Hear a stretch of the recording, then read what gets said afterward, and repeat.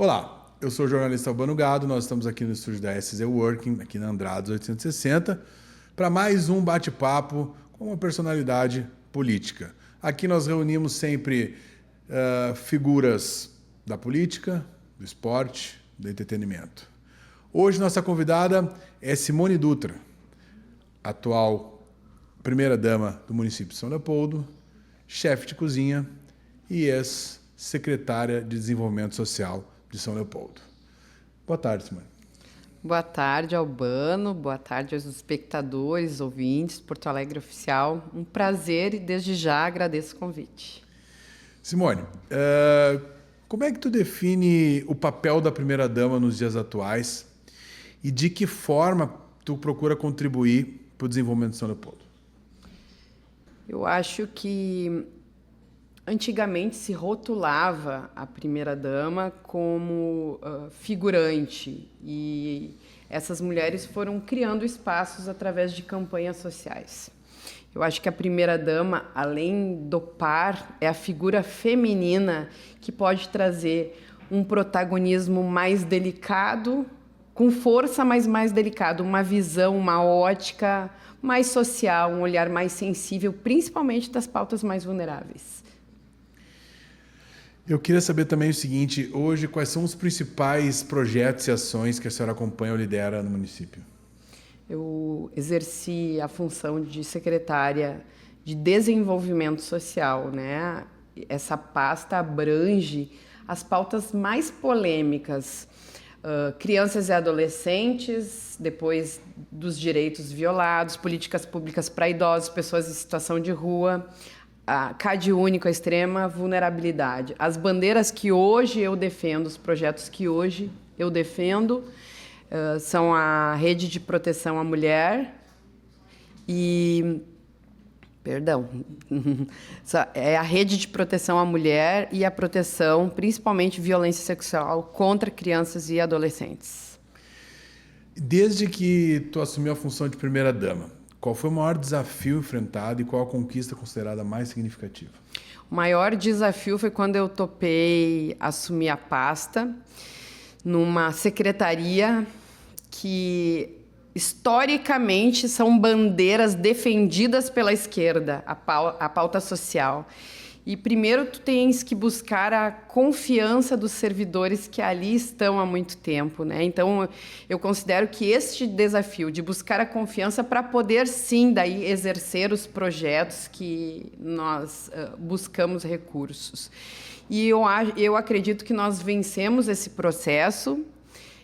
Pegamos uma secretaria deficitária, obviamente 16 anos de gestão petista deixaram suas máculas, suas lacunas e seus machucados no município, principalmente pós-enchente. E buscar uma secretaria sensível que lida com essas pautas, buscar a confiança dos servidores para que a gente conseguisse exercer o nosso papel e executar os nossos projetos, foi um desafio. Através disso, a lei orçamentária anual é herdada de um ano para outro. Então, nós herdamos um recurso que era programado pela gestão anterior. E foi bem difícil nos primeiros meses e executamos uma gestão criativa, buscando editais no governo do Estado, editais no governo federal, emendas parlamentares para executar serviços que sequer tinha um orçamento para serem executados. E eu vou te dar um exemplo bem prático.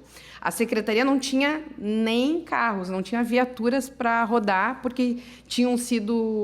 O Poder Judiciário já tinha sido executado, né? O oficial de justiça já tinha buscado por falta de pagamentos. Tu falaste agora aqui no off, referente ao maior sucesso assim, das tuas gestões com relação à captação de recursos. Como é que funciona essa questão? Primeiro, garimpamos todos os editais do governo do Estado, do governo federal, a secretaria se cadastrou, fazendo uma política sem ranço. Ideologicamente, pensamos diferente, muitas vezes, das pautas do governo do Estado e do governo federal, mas isso jamais nos impossibilitou de iniciar um canal de diálogo e conseguirmos ser contemplados nesses editais. Segundo, eu já trabalhei no Congresso E então a gente mantém um diálogo, conhece alguns parlamentares, fui 2 vezes a Brasília, mandamos ofício e conseguimos captar 21 milhões em emendas parlamentares para todas as áreas, especialmente na área da saúde. Como é que a senhora avalia hoje a participação das mulheres nos espaços de poder e a decisão política no Brasil em São Leopoldo? Falando por São Leopoldo, quase 70% dos espaços ocupados são para mulheres, por mulheres. Mas eu acho que ainda é disparelho. Acho que as gestões são muito machistas. Eu acho que faltam mais incentivos e encorajamento para as mulheres protagonizarem os espaços. Deu uma melhorada, mas eu acho que precisa ser muito mais ampliado. Então ainda existe preconceito e resistência com relação à participação da mulher. Tenho absoluta certeza disso. E que iniciativas o município desenvolve para fortalecer a autonomia econômica, social e profissional das mulheres leopoldenses? Vamos começar lá pela pauta da vulnerabilidade, né? Em 2024, São Leopoldo era vice-campeã, vice-líder. Que título horroroso, mas é a realidade, né? Em feminicídios no Rio Grande do Sul. E em 2026, graças a Deus, 0 feminicídios.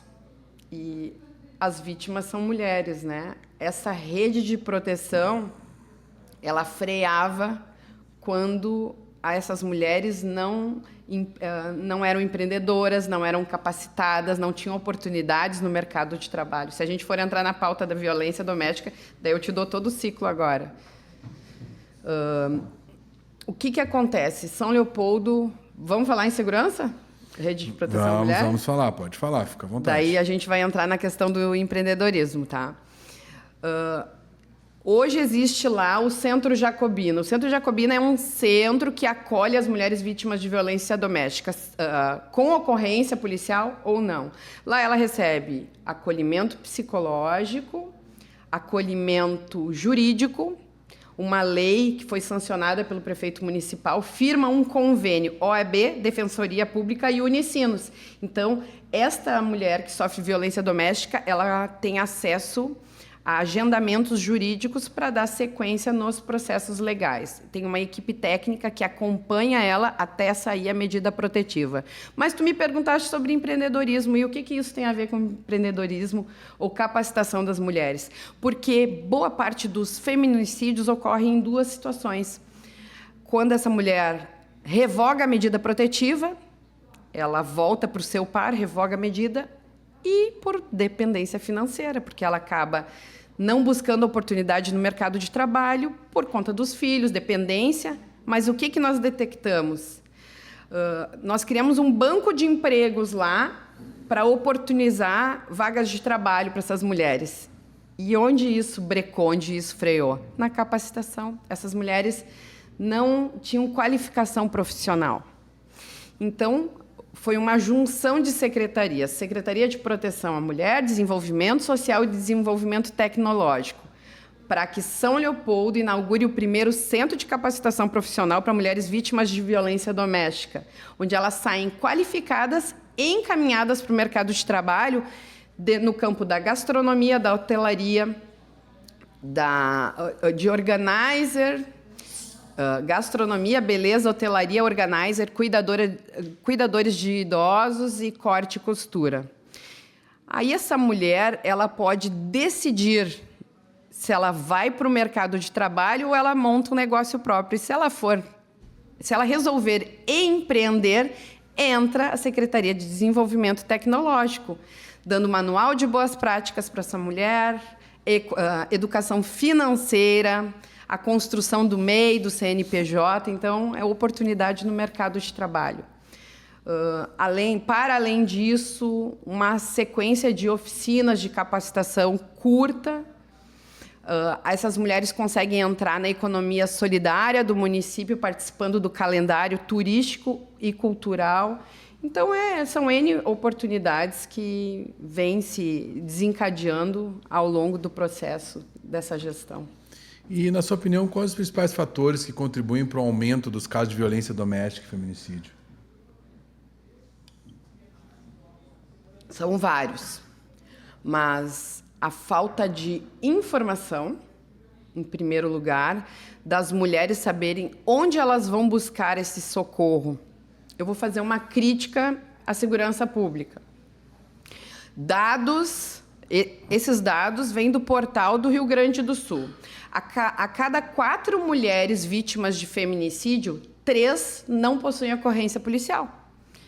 Então, a rede falhou, a rede do Estado falhou, porque não capacitou a rede de proteção a informar essas mulheres para buscar esse serviço, mas a rede falhou em não encorajar essas mulheres, não dar a segurança dela de ir buscar esse socorro, sabendo se ela vai buscar esse pedido de socorro na segurança pública, o que acontece depois com esta vítima, né? Ela tem uma sequência e se ela corre risco, a segurança dela, ela tem acesso a algum benefício, algum abrigo, algum aluguel social.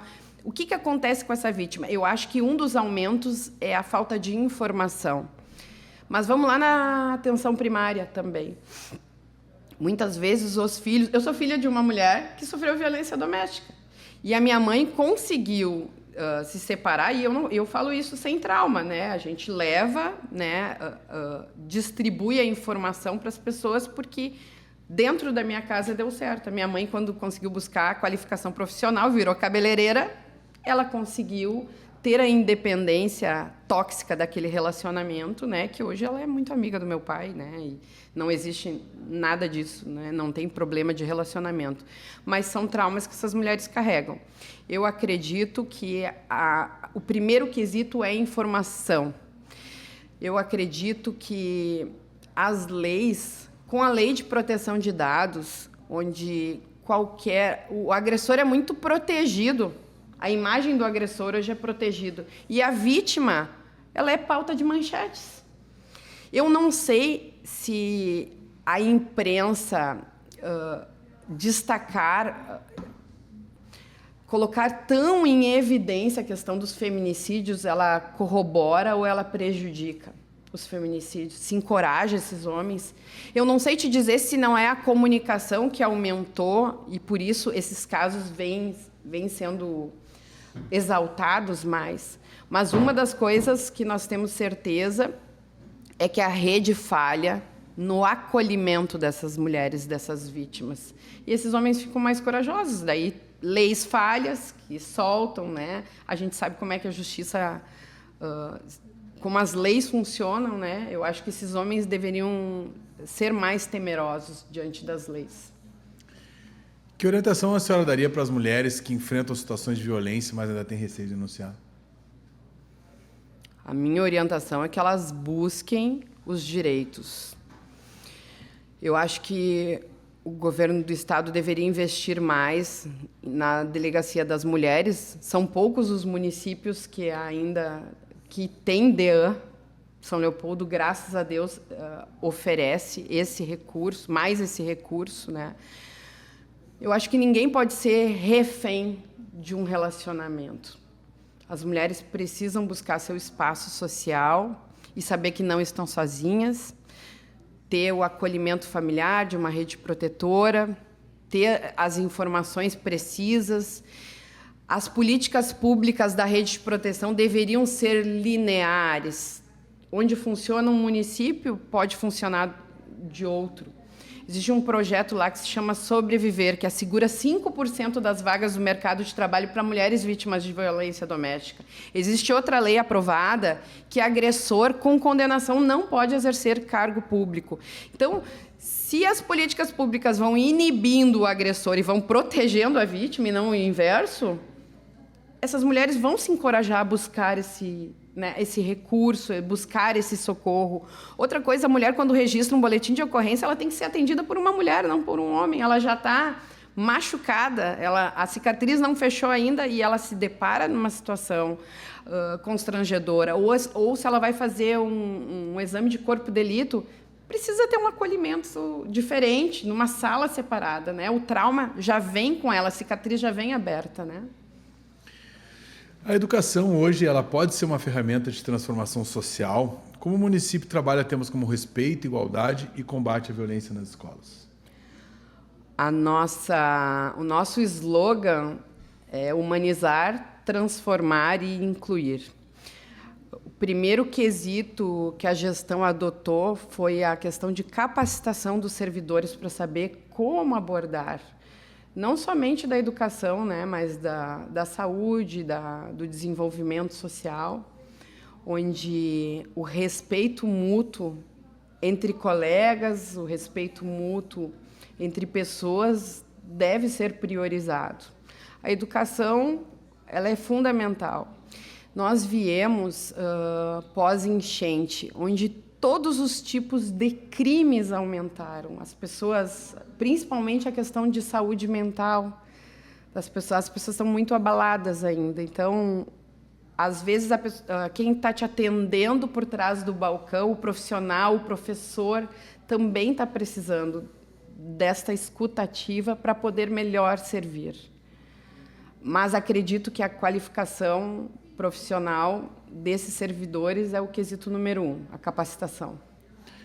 Recentemente, como a senhora já falou ali, né, São Leopoldo enfrentou grandes desafios com a chegada das enchentes, tá? Como é que a senhora participou dessas ações de apoio às famílias atingidas? Eu sou profissional da gastronomia, né? Não executo. Sou chefe de cozinha por amor à gastronomia. E criamos, em 2023, um grupo chamado Aconchego, de pessoas que gostavam de cozinhar. E, durante a enchente, por medida de socorro, 2023, esse grupo de 9 passou a 53. E 2024, a gente criou uma campanha pedindo socorro para o município, porque as carretas chegavam e nos abrigos as pessoas cada vez pediam mais socorro. E o Grupo Aconchego, então, tomou esse protagonismo. E, na minha casa, nós montamos uma cozinha industrial e fabricamos 79 mil refeições, servindo os abrigos, a Força Nacional, o SAMU, os barqueiros e quem nos pedisse socorro. Em torno de 80 a 90 carretas foram recebidas e a gente destinava para os abrigos. E o Grupo Aconchego tomou uma proporção nacional, aí, conseguindo distribuir, ajudar pessoas de diferentes localidades. A gente fala que a enchente não tem classe social, ela atingiu todos os nichos da sociedade, né? E foi um trauma. Eu não fui atingida pela enchente, eu morava num lugar alto de São Leopoldo, mas toda a minha família foi, com pai, com mãe.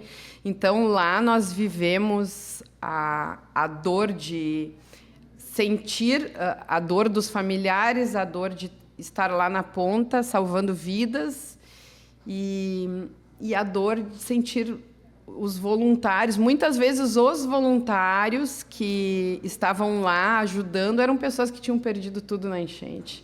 Foi muito traumático, né? Mais de 100 mil pessoas foram afetadas, mais de 35 mil casas foram atingidas.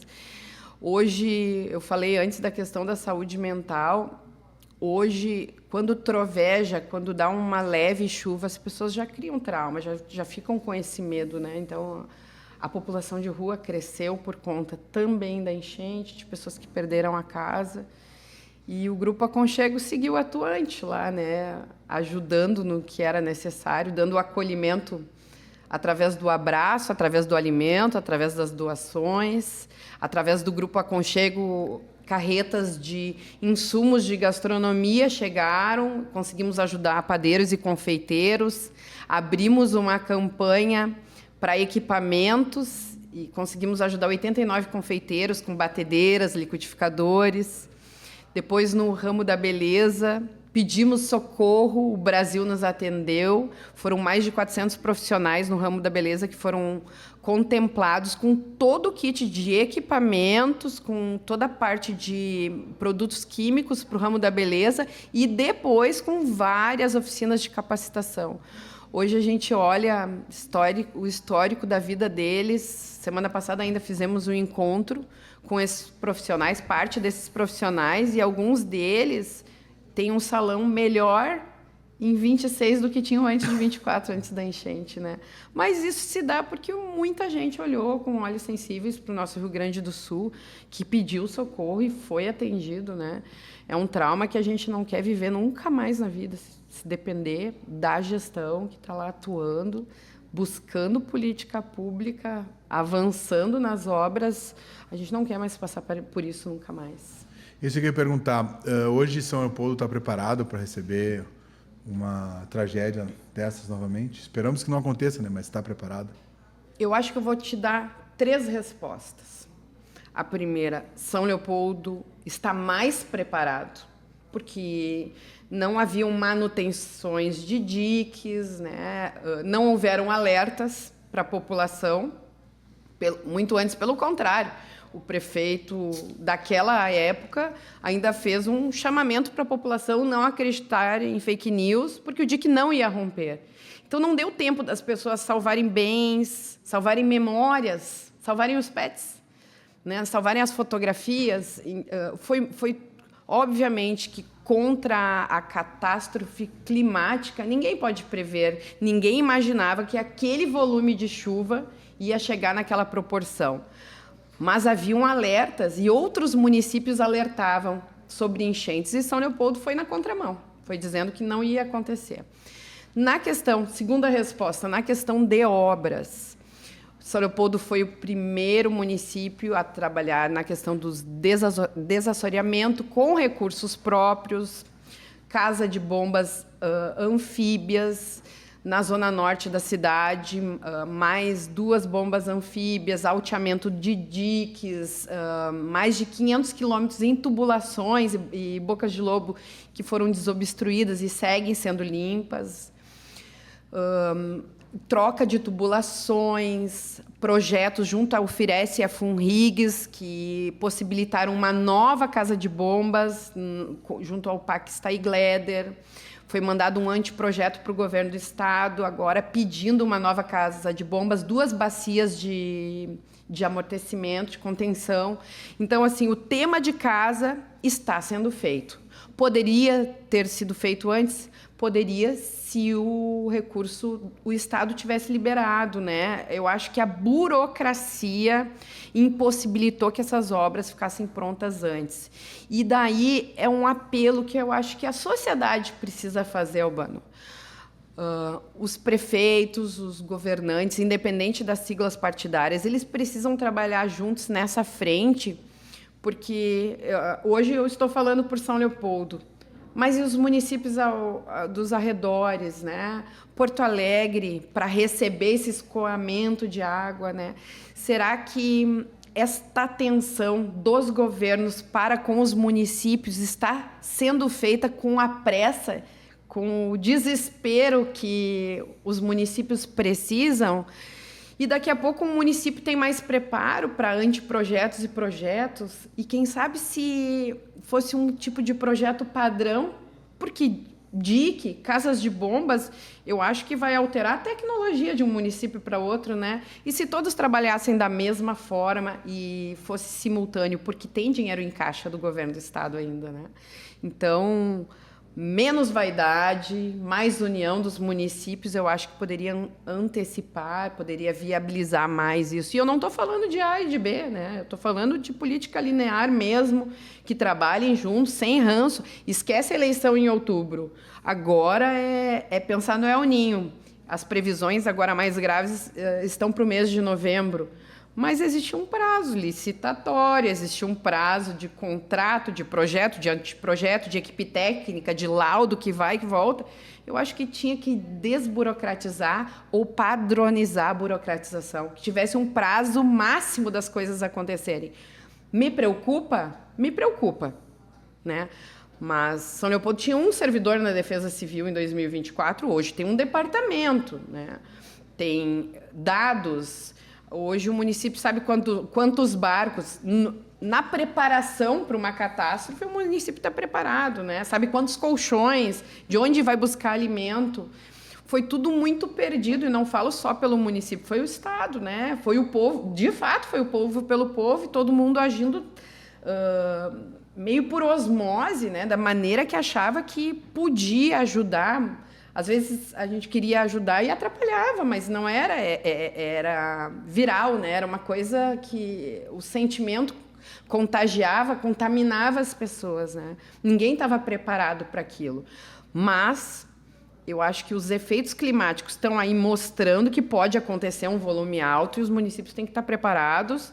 Esses alertas têm que ser feitos. E eu prefiro que os municípios e que o Estado e que o governo federal pequem pelo excesso do que pelas falhas.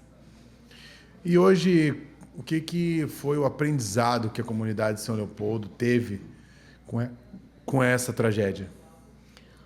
Eu costumo dizer nas minhas falas, quem não aprendeu com a enchente não aprende nunca mais. Verdade.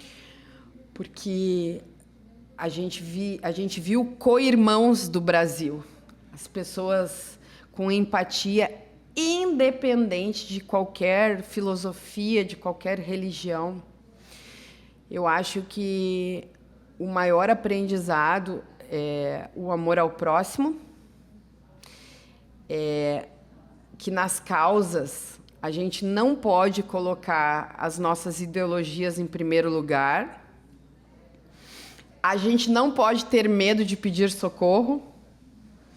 Aconteceu isso lá em São Leopoldo, aconteceu isso no Rio Grande do Sul, depois aconteceu no Paraná.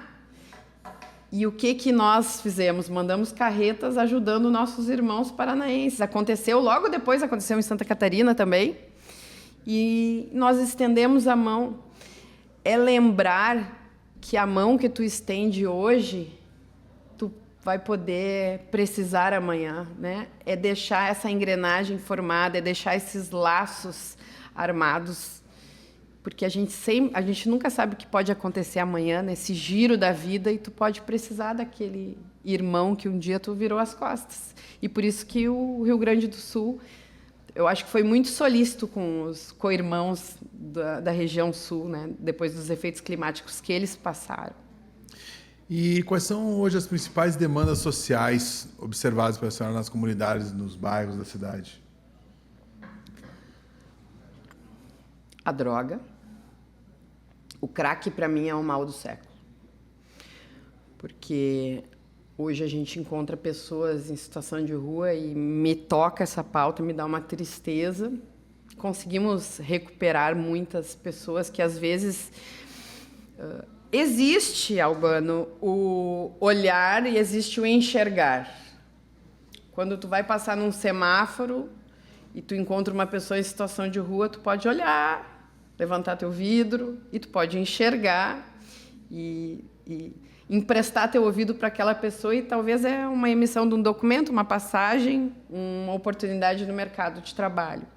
Então, assim, as pautas da vulnerabilidade, para mim, é o crack, que afeta a saúde mental das pessoas. O assistencialismo, ele pode ser a porta de entrada, mas ele não pode ser o meio de sobrevivência contínua dessas pessoas. As pessoas precisam saber que elas têm direito ao benefício eventual de um aluguel social, de um Bolsa Família, naquele período enquanto elas não puderem ter autonomia financeira, mas que a rede vai propiciar a capacitação, a formação, o estudo, para essas pessoas saírem dessa zona de vulnerabilidade. O mapa da fome, a segurança alimentar, é um outro quesito que nos chocou diante dos efeitos climáticos, porque nós fomos ter acesso às cozinhas sociais e descobrimos que ainda tem pessoas que se alimentam apenas daquele benefício, que tinham essas cozinhas como as salvadoras da sobrevivência, né, alimentar daquelas pessoas. Essas políticas foram sendo alteradas no município.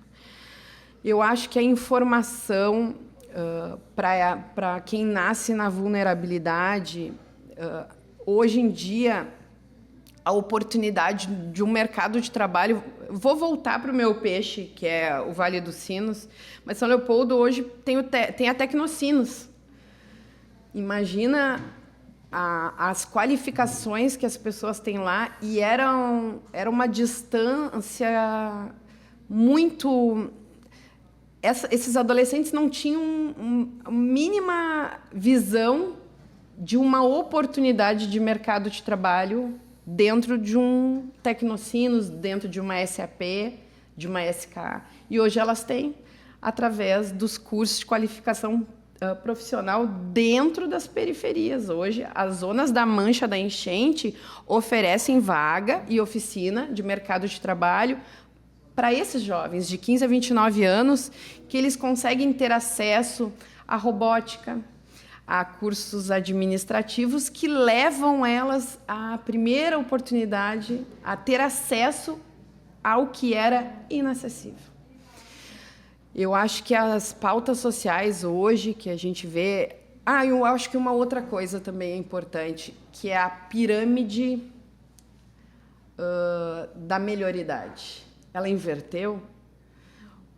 Hoje existem mais idosos e a gente vê idosos sendo abandonados, a institucionalização dos idosos, né? Então, eu acho que fomentar mais as políticas públicas para que esse idoso fique mais no acolhimento familiar muda completamente esta pirâmide social de institucionalização. Não que esse idoso vai deixar de ficar velho, né? Sim. Mas buscar essas pautas, né? Da violência doméstica, do abuso. O abuso cresceu bastante. Eu atribuo a enchente também, não somente pelos abrigos. As pessoas perderam as residências e muitas famílias foram morar dentro do próprio pátio, várias dentro da mesma casa, né?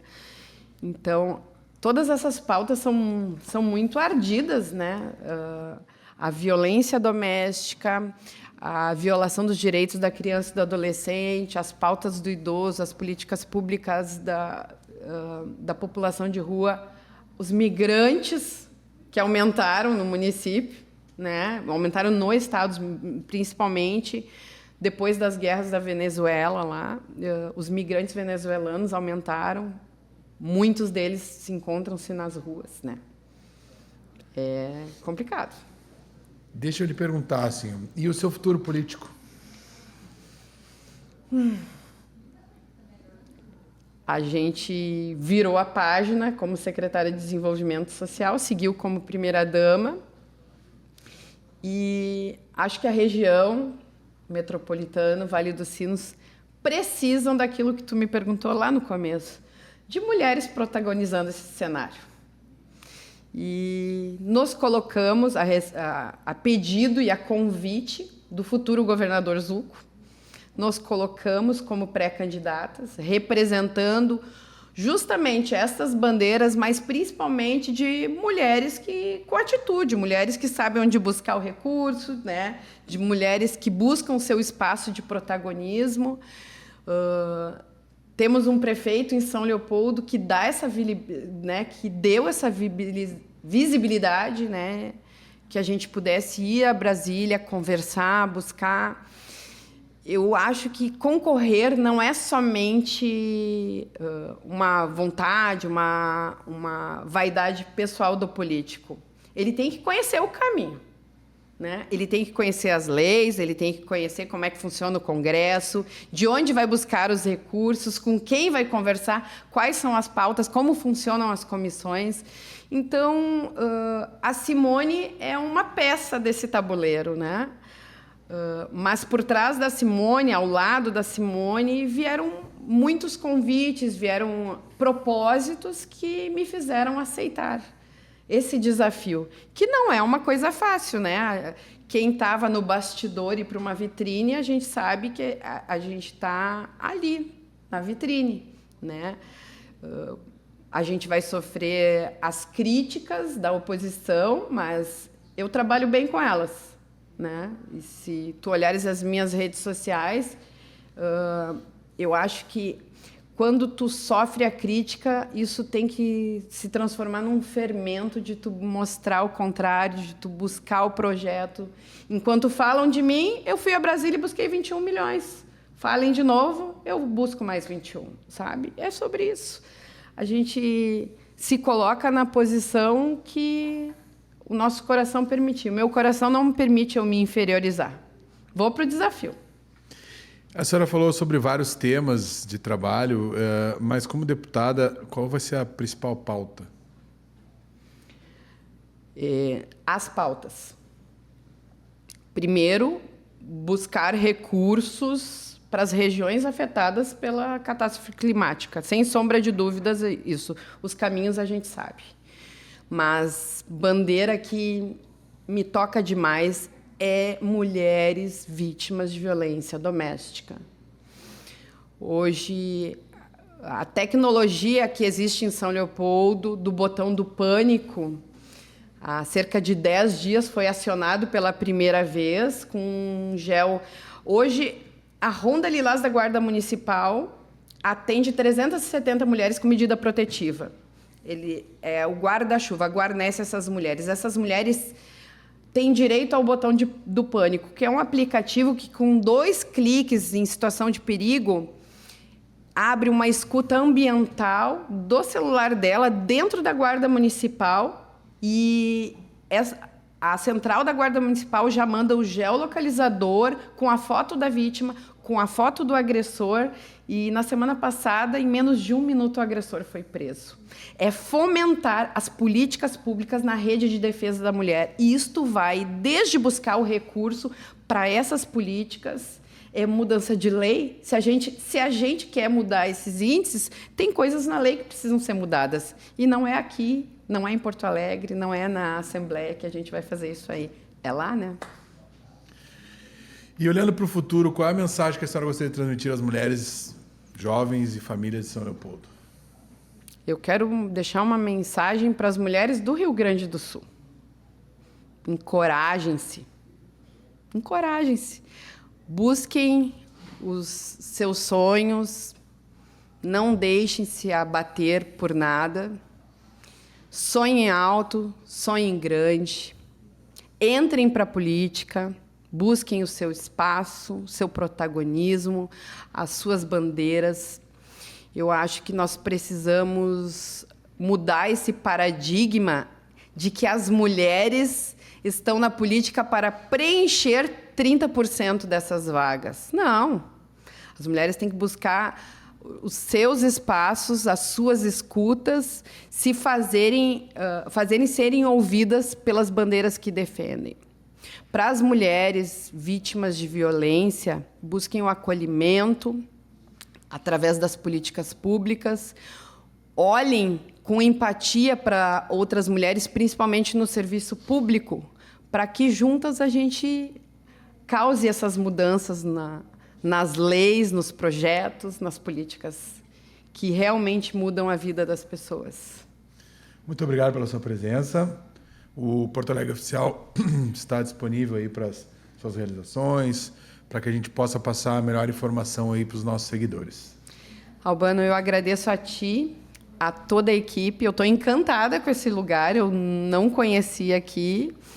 E convido as pessoas a virem conhecer um espaço de café que tem aqui, acolhedor, dá vontade de estar aqui, dá vontade de conversar com quem está aqui.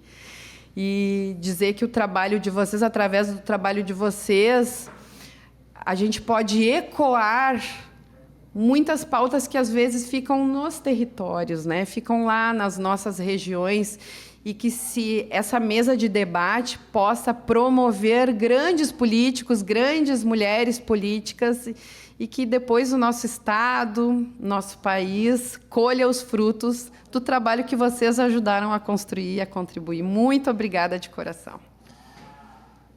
Ok, então, eu sou o jornalista Albano Gado, nós estamos aqui no Porto Alegre Oficial, e mais uma entrevista com personalidades da política, da música, entretenimento, cultura. Hoje foi a Simone, ela é primeira-dama de São Leopoldo, também é chefe de cozinha e ex-secretária de Desenvolvimento Social de São Leopoldo. Obrigado pela sua audiência, até a próxima entrevista. Muito obrigado.